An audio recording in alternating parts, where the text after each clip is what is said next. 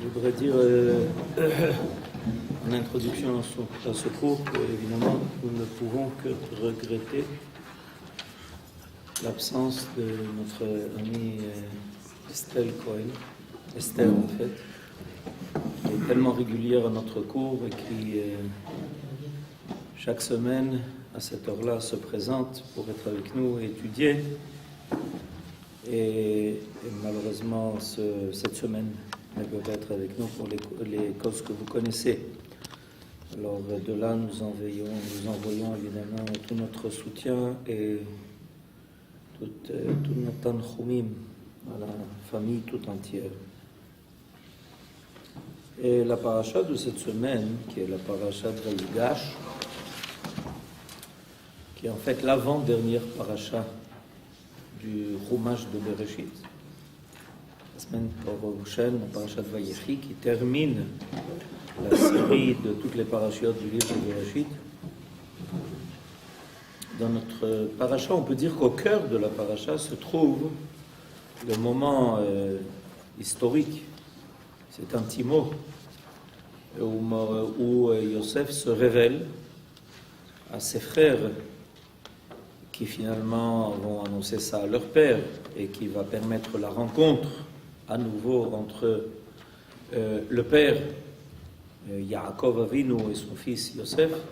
Au cœur de cette paracha, cette rencontre-là, évidemment quelque chose qui va être d'une part très émouvante, ça va être quelque chose de très émouvant, et d'autre part quelque chose qui va marquer, parce qu'il y a là en fait une façon de boucler le cercle.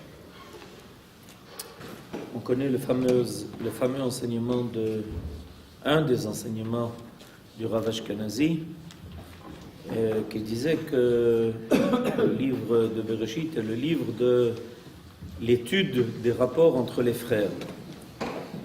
Et ça commence très tôt d'ailleurs, au début de l'humanité, avec la première catastrophe qui arrive lorsque un frère ne peut pas supporter la présence de l'autre. Et ça va se prolonger pendant toute l'histoire du Chumash Bereshit, où on nous parle sans arrêt de ces deux frères qui apparaissent à toutes les étapes de la situation de mise en place de la famille de Yaakov. Et là, à notre paracha, on arrive à surmonter cette énorme difficulté de la relation entre des frères. Cette difficulté évidemment vient du fait que quand on est très proche, on peut être très loin. C'est le problème.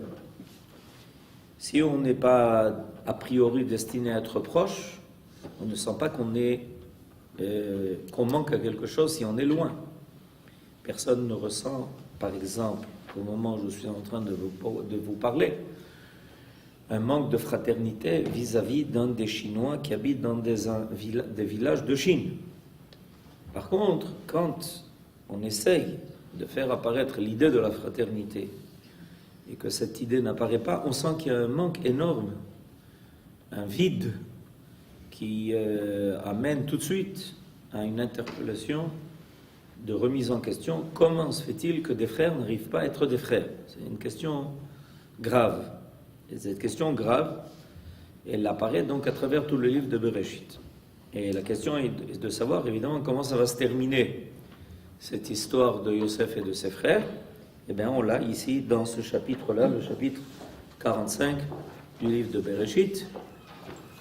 Yosef, Velo yachol Yosef leitapek, lekol anitzavim alav, vaikra otziu kol ish me'alai, Velo amad ish ito be'itvada Yosef el echav. Vaiten et kolo bivchi, vayishmeu Mitzrayim, vayishma bet paro. Traduction, Yosef ne put se contenir, malgré tout ce qui l'entourait, il s'écria, faites sortir tout le monde d'ici. Et nul homme ne fut présent lorsque Yosef se fit connaître à ses frères. Il éleva la voix en pleurant, les Égyptiens l'entendirent, la maison du Pharaon l'entendit aussi. Alors il y a quelque chose là qui se passe, qui est grave. C'est intéressant de voir ce qui est marqué ici.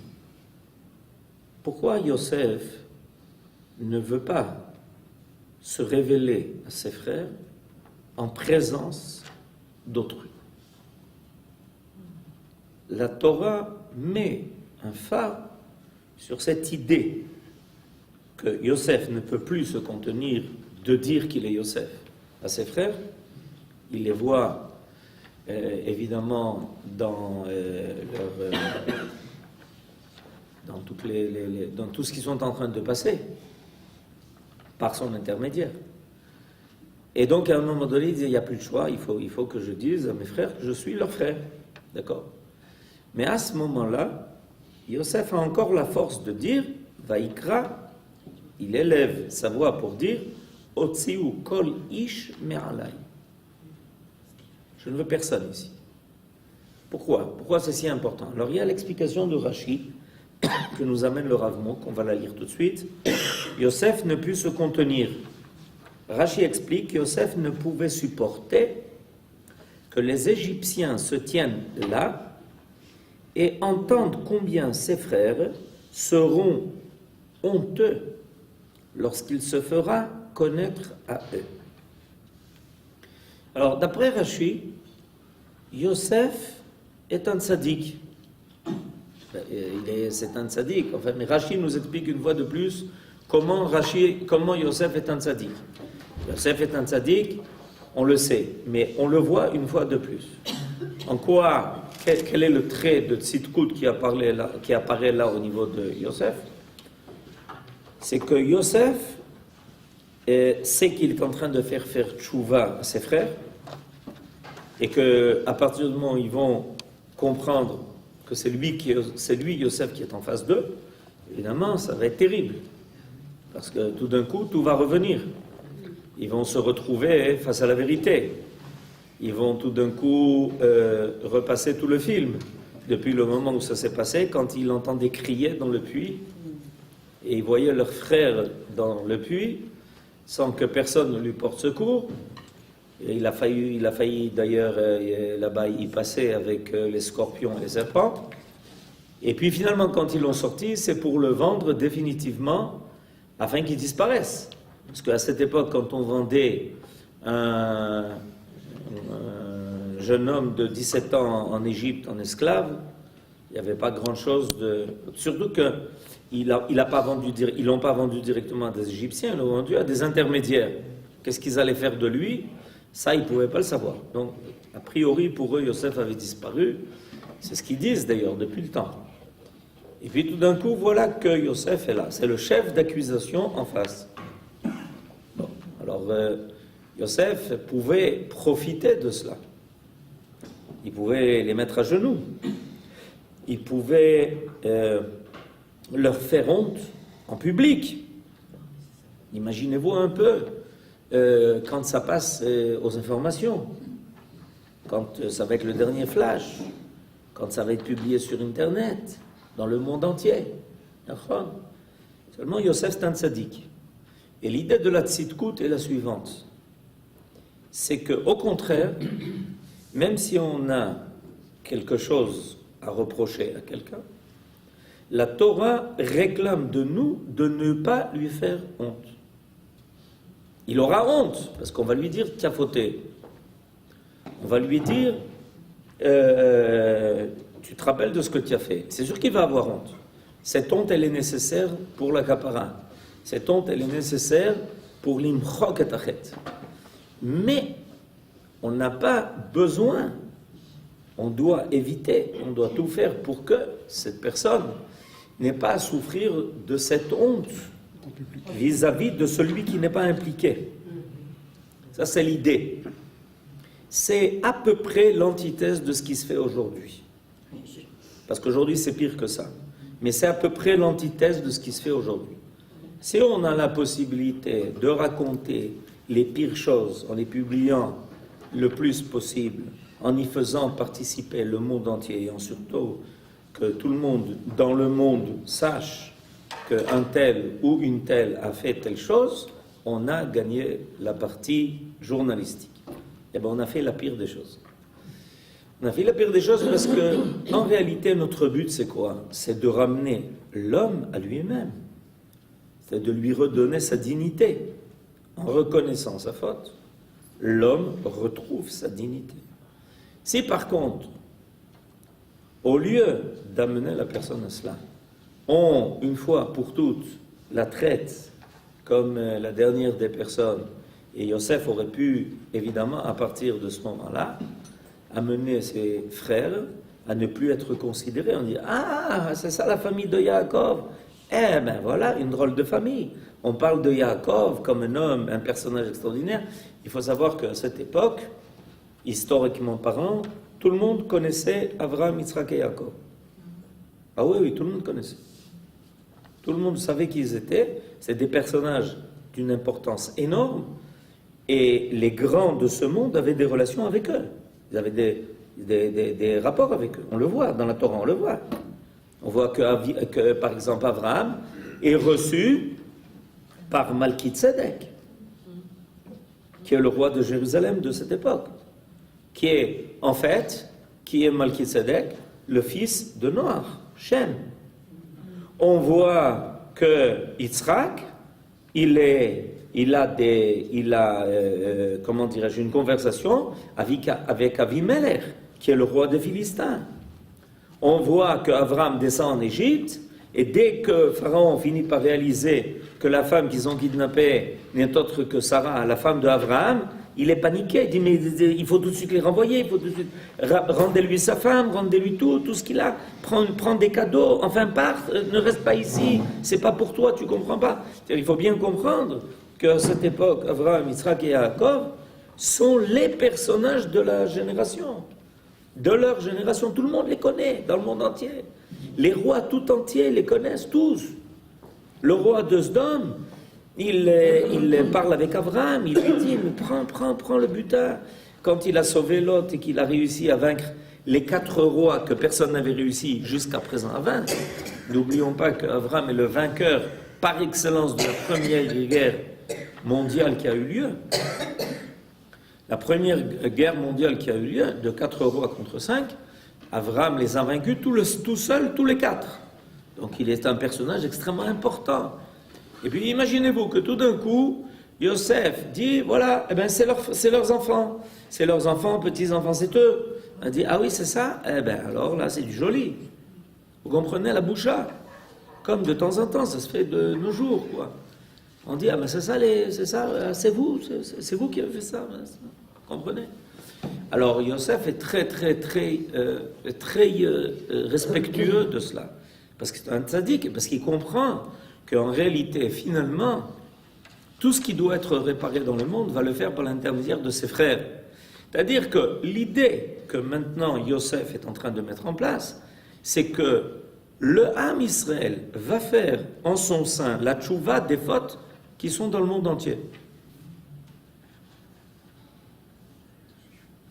Vous avez compris ce que je viens de dire? Voilà. En fait, quand on suit l'histoire de la fraternité, elle n'a pas commencé chez nous. Le fait que le premier frère a tué le second, ça n'a rien à voir avec nous. Mais à un moment donné, qui est-ce qui va finir par récupérer cette idée de la fraternité? C'est Israël. C'est-à-dire que le Ham Israël, finalement, reçoit ce tafkid. C'est un tafkid qui est énorme. On doit endosser toutes ces fautes-là du monde entier. Comme notre mère Sarah va récupérer la faute de Chava. Et depuis, toutes les femmes juives, dans leur foyer, récupèrent l'erreur de Chava par les mitzvot les plus importantes qui incombent à une femme, et on dit voilà. C'est ce travail qui est fait. Alors, c'est de ça que Yosef est conscient. Alors, au lieu de leur faire honte, au contraire, il sait qu'il précisément le monde a besoin d'eux, parce ils vont faire tchouva de cette faute qui depuis des milliers d'années poursuit l'humanité, que des frères ne sont pas capables de s'arranger entre frères. Et cette tchouva, c'est une tchouva qui va d'abord se faire au sein de la famille de Yaakov, qui est devenue entre-temps Israël, pour que cette tchouva puisse irradier, puisse éclairer l'ensemble du monde entier. Et le Ham Israël étant issu d'une famille qui a réussi l'idée de la fraternité, pourra finalement conduire l'humanité à l'idée de la fraternité. Il y en a qui en ont fait des devises, mais entre-temps, à part les devises sur les murs, il n'aurait pas resté grand-chose de ça. Oui, qu'est-ce que vous vouliez dire? Donc, ce que tu disais, c'est que, effectivement, il est évident que la fraternité joue un rôle très important. Mais il y a deux choses qui me culminent, c'est que Yosef, il a quand même testé ses frères. Il les accusait de voler, d'être des espions, etc. Donc les amis ont difficulté vis-à-vis des Égyptiens. Il y avait l'environnement égyptien qui était... Bon, c'est vrai qu'il les a mis en difficulté en tant qu'Hébreux, pas en tant que frères. Mais ensuite, lorsqu'il s'est retrouvé face à Yehuda et ses frères, il a senti une émotion le latin, et au lieu de pleurer devant les Égyptiens, il a demandé qu'ils sortent. Donc il y avait une émotion qui s'exprimait. Donc il y avait aussi une sorte de pudeur de lui-même aussi, je suppose, vis-à-vis des Égyptiens. Hormis évidemment le fait qu'il voulait donc rassurer ses frères et ne pas donc humilier ses frères, il y avait aussi une expression de son émotion qui s'exprimait. Et donc les pleurs pouvaient éventuellement dénaturer un petit peu le rôle qu'il avait vis-à-vis des Égyptiens. Voilà. Il peut y avoir les deux. En réalité, et ça touche la deuxième dimension, ce que nous venons d'apprendre avec Rashi, c'est fondamental. Il faut en être conscient. C'est fondamental. Mais il y a une deuxième dimension. Et cette deuxième dimension qui se cache à travers le message de la Torah, et que vous parliez de pudeur. Mais à quoi sert la pudeur?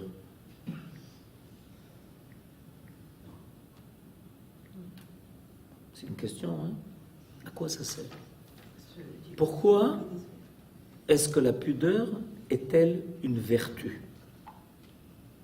Pourquoi nous, le Ham Israël, qui avons trois qualités, Baïchanim, Rachmanim, Gomle Chassadim.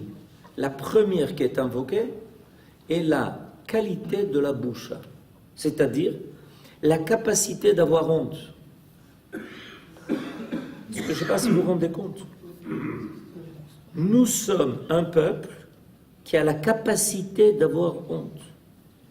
Surtout, n'ayons pas honte d'avoir honte. Vous vous rendez compte un peu?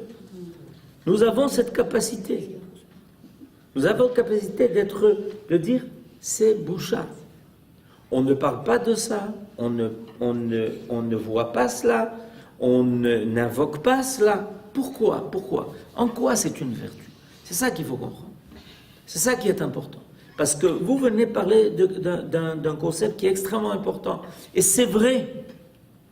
Dans la rencontre entre Yosef et ses frères, on voit cette boucha. On voit que Yosef veut éviter la boucha vis-à-vis des Égyptiens de ce que ses frères vont sentir au moment où il va se révéler. On voit que Yosef, quand il a reconnu, quand il a vu Binyamin, il a éclaté en peur et il s'est caché. Nachon, vous avez raison. Mais c'est quoi cette qualité? La Torah ne parle pas de ça, stam. Si la Torah était pour venir, pour nous décrire, d'accord, des émotions que chaque homme passe de façon naturelle, c'est une histoire d'un roman, c'est pas une histoire de Torah. Il faut prendre la Torah au sérieux. Ça veut dire quoi, prendre la Torah au sérieux? C'est que si la Torah trouve nécessaire d'exprimer le sentiment d'un individu, c'est pas pour nous dire que ces individus étaient des personnes humaines. Ça, on n'a pas besoin de la Torah pour cela. Ça veut dire qu'il y a quelque chose ici qui doit apparaître. On ne nous parle pas à chaque fois qu'un personnage a une émotion, on ne nous la raconte pas. D'accord? Pourquoi? Parce que ce n'est pas pudique. Et si la Torah trouve nécessaire de le dire, ça veut dire qu'il y a quelque chose ici qui est important à dire.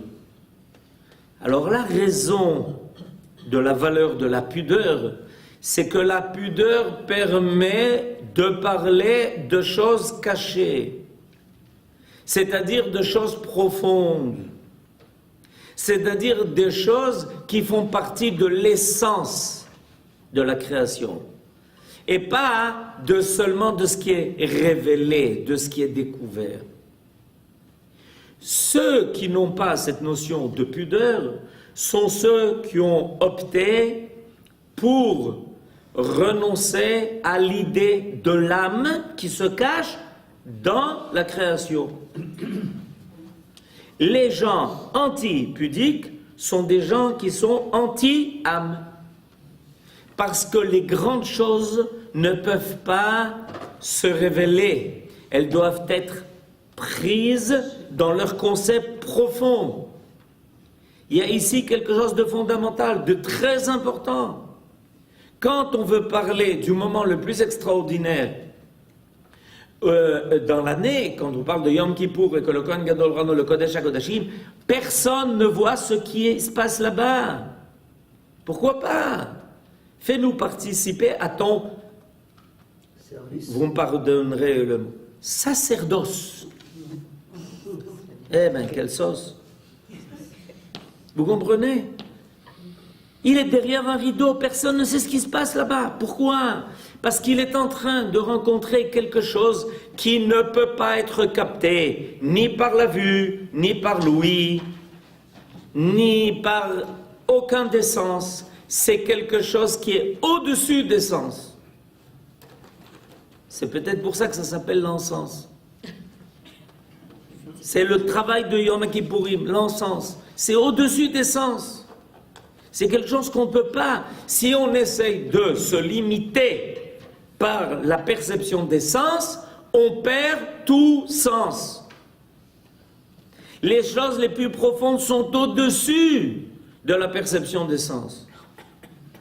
Il s'agit de capter ça au niveau de l'âme, au niveau de quelque chose d'extrêmement profond.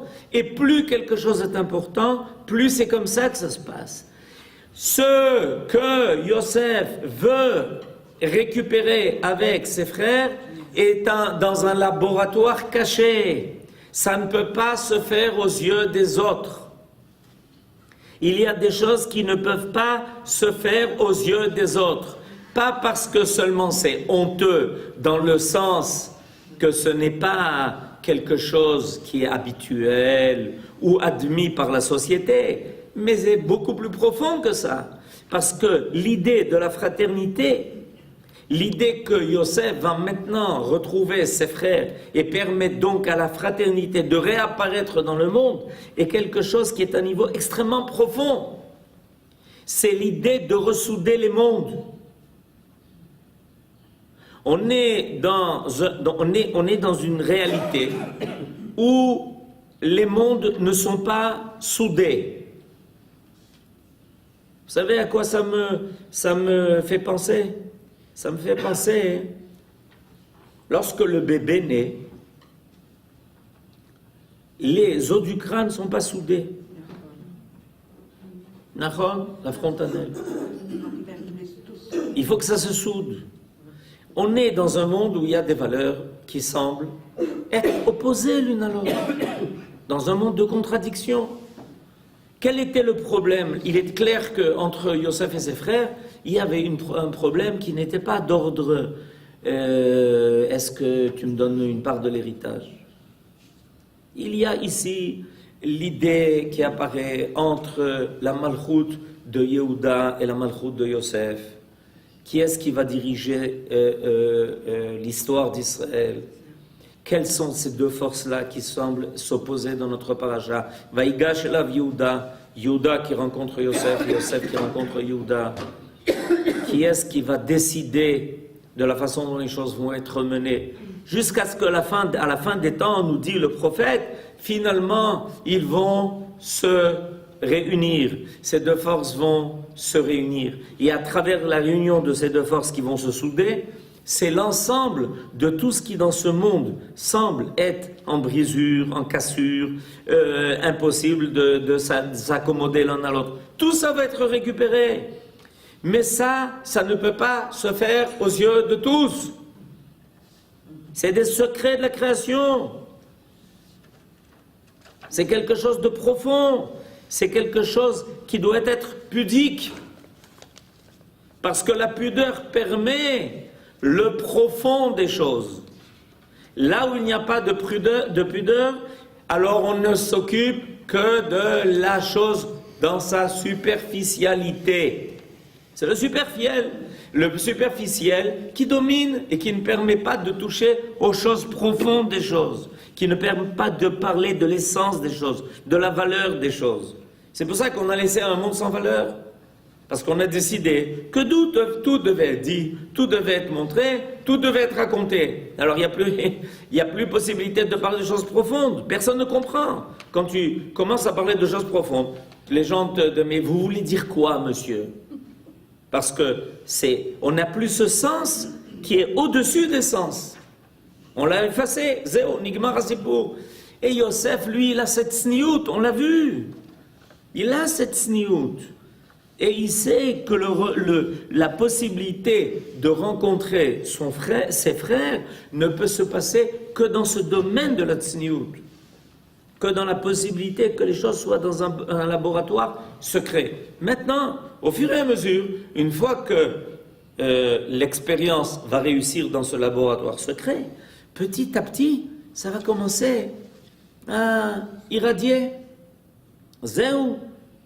Pour le monde entier. Ça va finir par, finalement, être l'histoire de l'humanité avec son aboutissement heureux, où les peuples, au lieu de s'entretuer, finiront par s'entraider. Il y a deux possibilités, s'entretuer ou s'entraider. Alors, au lieu de s'entretuer, comme l'a fait Caïn avec Hevel, il y aura la possibilité de s'entraider. Nachon, c'est Yehuda et Yosef, qui, avec le retour d'Israël, à nouveau, mènent ensemble cette avancée vers la conclusion, vers la perfection du monde. Et c'est pour ça que Yosef dit Otziu kol ish me'alai. C'est pas quelque chose qui peut se faire aux yeux de Ish. On est ici dans un laboratoire divin. Quand on est dans un laboratoire divin, il n'y a pas une histoire de Ish. Il y a des choses qu'il faut faire sans qu'il y ait Ish. Seulement dans le plus profond des choses, dans leur pudeur la plus totale. C'est ce qui permet aux choses de... Et évidemment, vous parliez tout à l'heure de l'émotion. Nachon, Revadaï. Est-ce que l'émotion, c'est quelque chose que quelqu'un exprime, c'est quelque chose de recommandable ou de quelque chose de ridicule? Ben, ça dépend comment on la présente. Ça dépend comment on la présente. Vous comprenez? On peut présenter une larme de quelqu'un comme quelque chose de ridicule. Regarde, il pleure, de quoi il pleure? Et on peut au contraire le présenter comme étant la chose la plus recommandable. C'est pas un glacier, c'est pas du métal. L'émotion en soi, c'est quelque chose de recommandable. C'est le regard de l'autre qui peut être ridicule. C'est ça qui est ridicule, c'est le regard de l'autre en fait. Oui, mais on a réussi à faire de l'émotion quelque chose de banal. Pourquoi? Parce qu'on l'a rendu artificiel. Le regard est artificiel, c'est pas l'émotion. Parce qu'on a rendu l'émotion artificielle. Non, c'est pire que ça. Ce que vous dites est vrai, mais c'est pire que ça. On a rendu l'émotion artificielle en provoquant une émotion à propos de quelque chose qui n'existe pas. On vous fait un film et tout le monde pleure. Et une fois que la séance est terminée, on a pleuré. Et quand il faut pleurer, on ne va pas pleurer parce qu'on a déjà pleuré. Vous avez compris le problème? C'est pire que ça. Quand on cause des émotions artificielles, quand arrive le moment où la véritable émotion doit apparaître, d'accord, elle est plus là. Parce qu'on nous a appris à contrôler son émotion. C'est ce qui se passe en ce moment. Daesh, c'est leur politique, en fait. Ils habituent le monde entier à... Daesh est le résultat d'une civilisation qui a déjà mis en place le mécanisme qui lui permet d'apparaître. C'est ça, parce que C'est pas eux qu'il faut accuser. C'est pas eux qu'il faut accuser. On n'a pas entendu. Je dis que Daesh est apparu, parce qu'on a dit Daesh c'est ce qu'il cherche. Je dis que Daesh est apparu dans une civilisation qui a permis à ce phénomène d'apparaître. C'est pas eux qui ont inventé la caméra. C'est pas eux qui ont inventé les caméras qui se baladent partout et qui montrent les pires des choses. C'est pas eux qui ont filmé une opération en direct où on voit les intestins de l'autre. Si vous n'avez pas grand-chose à faire, vous pouvez suivre une opération en direct dans une salle d'opération. Heureusement qu'il est là, monsieur. Vous comprenez? Alors, c'est pas eux qui ont inventé la possibilité de voir en direct un assassinat. Vous savez que ça existe? Ah, vous n'avez pas entendu parler de ça. C'est pas eux qui ont inventé ça. Avant Daesh, il y a des assassinats qui ont été filmés et qui ont été envoyés en direct dans le monde entier. C'est pas eux qui ont inventé ça. Ils ont profité, dans le mauvais sens, de tous les instruments qui avaient déjà été mis en place par une civilisation qui ne croit plus à rien. À force de, évidemment, ce manque de pudeur dans tous les domaines, les gens n'ont plus. Ils n'ont plus de possibilité de réagir de façon naturelle. Plus impossible. Tout est mis en place. D'accord? Et zéro. Il faut bien comprendre, c'est exactement la possibilité de tuer tout sentiment. Et ça, la Torah nous dit, voilà, précisément à ce moment-là, imaginez-vous combien de caméras auraient voulu être à ce moment-là quand Yosef va dire à ses frères, Ani Yosef. Mais vous, il y a un journaliste qui aurait voulu rater cela. D'accord? Qu'est-ce qu'il a fait Yosef? Eh bien, il a fait sortir tous les journalistes. Il n'y a plus personne. Il n'y avait plus personne. Kolish, moi et mes frères. Et si eux ont honte, et que moi je pleure, et que pleure, on n'a aucun problème. Akol beseder. D'accord? On peut être naturel. Dans ce secret de la fraternité, on peut être naturel. Et pourtant, la Torah en parle. Ah, il a fait. J'attendais la question. Alors Abraham dit, mais attendez, on en parle quand même. Nachon. Mais comment la Torah en parle? Est-ce que vous connaissez la scène où Noach, après s'être enivré, on l'a étudié cette semaine au collège, où Noach, après s'être enivré dans sa tente, complètement dénudé, tout d'un coup, il y a le petit-fils, probablement déjà encouragé par son père, qui va raconter, ouais, vous savez pas ce que j'ai vu, venez voir. Mais qu'est-ce que la Torah nous raconte? Elle nous raconte comment les deux fils, Shem et Yépheth, quand ils ont entendu ça, au lieu de prendre une caméra, ils ont pris tout de suite un vêtement et ils sont allés à reculons pour pouvoir couvrir leur père sans le voir. Et même arrivés devant lui, quand ils ont été obligés de se retourner pour le recouvrir, ils ont tourné leur visage. Et on a appris cette semaine que même qu'a priori ça pouvait être à ce moment-là permis, ils ont bien pris soin de ne pas profiter de même ce qui était permis. Voilà comment la Torah raconte les choses. Quand la Torah raconte les choses, elle va les raconter avec les valeurs qui accompagnent. Pas, je laisse au soin du spectateur de décider de lui-même, est-ce que ça lui plaît et est-ce que peut-être il a envie d'imiter. Vous avez entendu ce que je viens de dire? Peut-être que j'aurais envie d'imiter ce que je suis en train de voir. Et pas toujours les bonnes choses, Est-ce qu'on a pensé à ça, que peut-être ceux qui vont assister à ce spectacle, ils vont peut-être avoir envie d'imiter ceux qui sont en train de voir? Alors que la Torah tout de suite nous fait comprendre que c'est exactement le contraire. Si tu veux imiter Yosef, alors quand il y a des émotions exprimées, exprimez-les seulement avec toute la pudeur et avec les personnes qui conviennent à cela. Et n'essaye pas d'appeler tout le monde pour que tout le monde te voit en train de pleurer. C'est pas le moment. Il a écrit que tout Et là, Rav, pourquoi alors il est écrit et les Égyptiens l'entendent dire, la maison de Pharaon l'entend dire? entendre, ça veut dire qu'ils ont entendu l'histoire. Plus fort. Mais alors, C'est pas la même chose. On a entendu l'histoire, on finit par comprendre. Évidemment, ça finit par se... C'est ça l'idée. L'idée, c'est qu'après que Yosef ait réalisé cette ressoudure entre lui et ses frères, alors il y a une shmoua, il y a quelque chose qui se fait entendre. Vous savez quoi? Ils ont réussi. Je ne sais pas si vous vous rendez compte, mais à cette époque-là, depuis, on espère que ça s'est amélioré, l'idée de la fraternité dans le monde, mais ça existe où? Est-ce que vous savez que très souvent à cette époque-là, quand un roi avait plusieurs fils, celui qui voulait régner, la première chose qu'il faisait, c'était d'abord tuer tous les frères vivants. Vous avez étudié un peu l'histoire? Je vous recommande. Pour être sûr d'être le seul qui soit l'héritier du père, la première chose qu'il faisait, d'abord, il faisait tuer tous les frères. Et voilà, maintenant, il était assuré qu'il était celui qui allait hériter. C'est clair.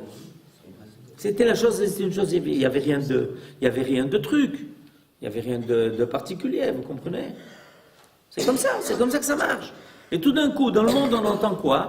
Yosef, qui est le vice-roi d'Égypte, à qui on a fait une telle chose, au lieu de se venger de ses frères, s'est fait reconnaître d'eux, en leur disant, mais on est tous des béné Israël, et regardez, on a les mêmes valeurs, et je sais que vous avez honte, ça fait partir de votre chouva, mais on ne va pas en parler dehors. C'est notre affaire à nous.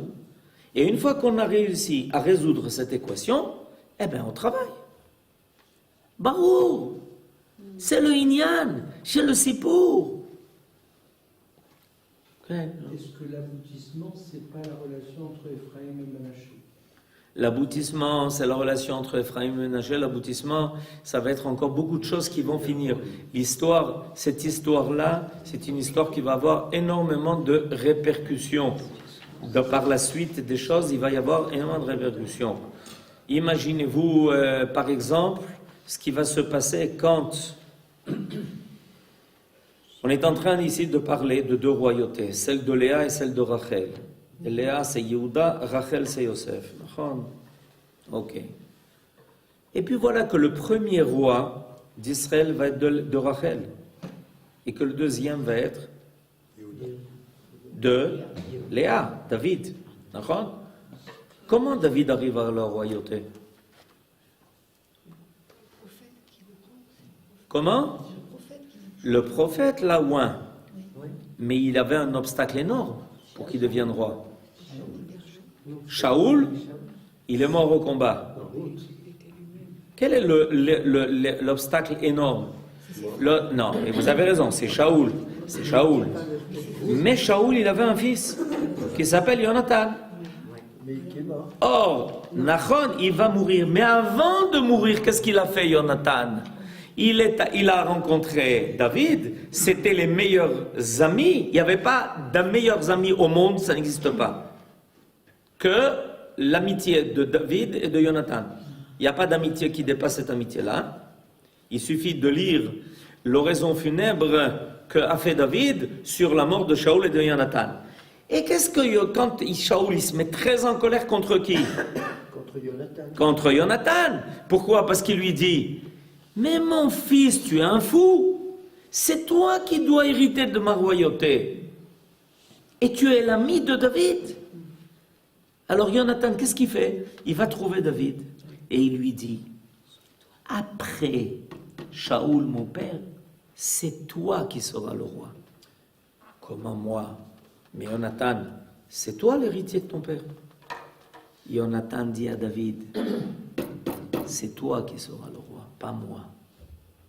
C'est-à-dire que l'on voit réapparaître l'idée qu'au lieu qu'il y ait un antagonisme entre la royauté de Rachel et la royauté de Léa, tout d'un coup, Jonathan vient dire à David, prends mon épée, c'est toi qui seras le roi.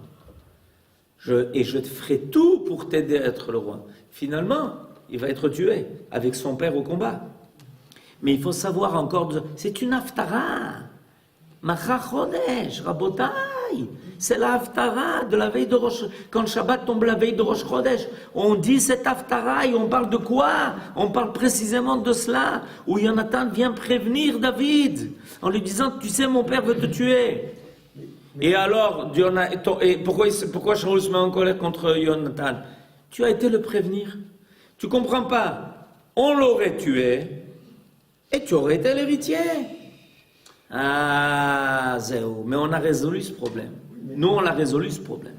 Oui, mais il faut savoir que, d'après le livre de Shmuel que nous étudions en ce moment, il y a c'est le prophète Shmuel qui déjà, lors de négociations avec Shaoul, a déjà oint, entre guillemets, David. Et il sera roi quand? Le roi. Mais dans ce que vous avez étudié, est-ce que le prophète Shmuel a dit à David quand il deviendra roi? Est-ce qu'il lui a annoncé la date? Non, il n'y avait pas de date. Non, parce qu'il y a des gens qui annoncent la date de la venue de David tous les jours. Il a laissé sous-entendre. Et pourquoi? Mais pourquoi il lui a pas donné de date? Mais pourquoi il lui a pas donné de date? Parce qu'il y a plusieurs schémas possibles.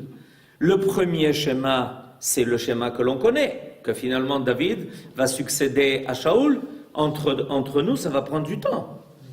Bien que David était déjà depuis longtemps oint en tant que roi, il ne va pas se précipiter pour devenir le roi après Shaoul. Ça, on le sait. Mais en plus de ça, moi je peux donner un autre schéma. Shaoul, Jonathan, et après David, peut-être.